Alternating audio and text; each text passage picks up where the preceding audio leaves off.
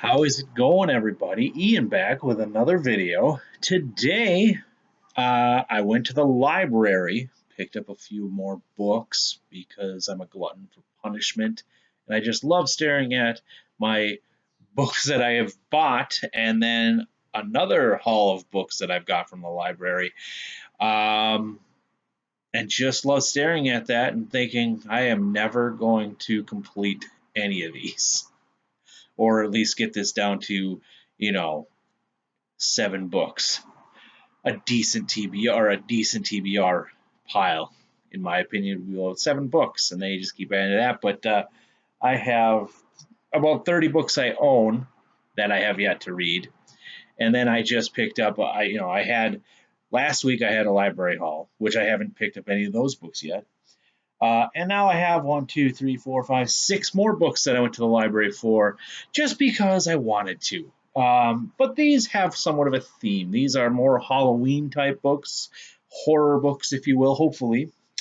Um, and I'll read them throughout this month, sprinkle them in. They'll probably bleed into November. But first, I want to talk about the book I have been reading, Fury of a Demon by Brian Naslund. This is number 3 in the Dragons of Terra series.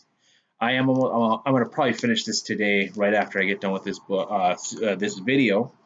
About 100 pages left in this series, and let me tell you, so far so good. First book was 5 stars. Second book came to, I believe I put it 4 stars. It was not as good as the first, but still good. And this looks like it's going to shape out to a 5-star read. Their villains are so key to me in books that you need to have a very good villain. And this villain in here, he's not the main villain, but he is a very sinister villain. He's a cannibal. He's an albino vampire cannibal. Not really a vampire, he's a cannibal. And what he does in this book is obviously horrific because the cannibal is in his name and stuff like that. But he's a very memorable villain. It'll stick with me for a while. He's a very haunting, scary guy. And that's, to me, like, that makes a perfect movie, a perfect book, perfect TV show. You have to have an awesome antagonist, and Brian Naslund has nailed it. Most of his villains in these series are awesome. All right, moving on. The first book I picked up. Now this might be this is a reread, definitely. I've been wanting to. I looked on Amazon for this entire set, and it's like $60, and I can't pull the trigger on $60 right now. Maybe for Christmas. But I've been wanting to reread this series. This is Jonathan Mayberry's Rotten Ruin. This is a young adult zombie story, and this would be this was a 5-star read for me. Just loved the characters in this, so I'm probably going to reread Jonathan Mayberry's Rotten Ruin first book today, or this month sometime. Next, we have Relics by Tim Levin. This, to me, is like the dark web selling like it says here, yeah, griffins, fairies, goblins, and other fantastic creatures. Something with the dark web, but it's Tim Levin. From what I've known, I think I've read one Tim Levin book. He's like a horror guy, so I'm hoping this is gonna scratch that itch. This one, not really a horror one. I found it at the library, but this is The Last Girl, book 1 of the Dominion trilogy by Joe Hart.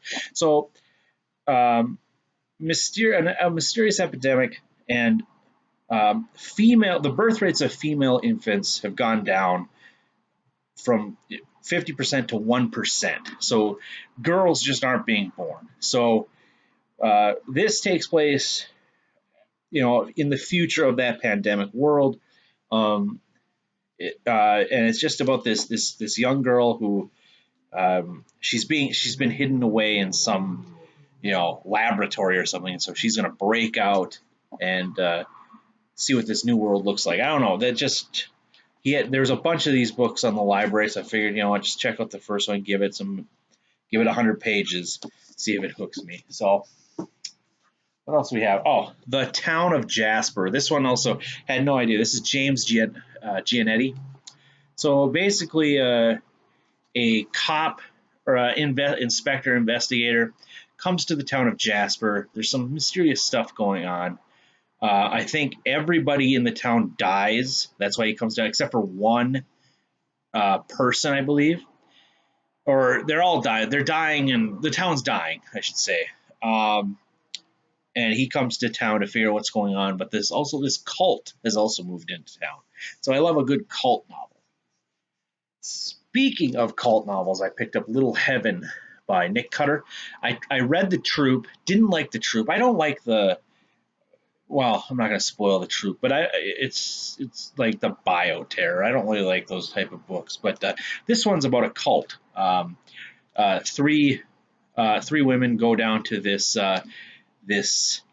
little Mexico City to retrieve a girl there, and this Mexico City is basically like a cult town doing cult things, and they summon something. So I've heard a lot. I've seen this around. So okay, and this one, my last one.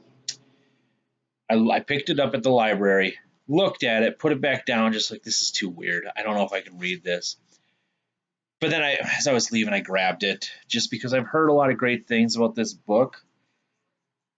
And this is probably and I've heard a lot of good things about, I've never read this author.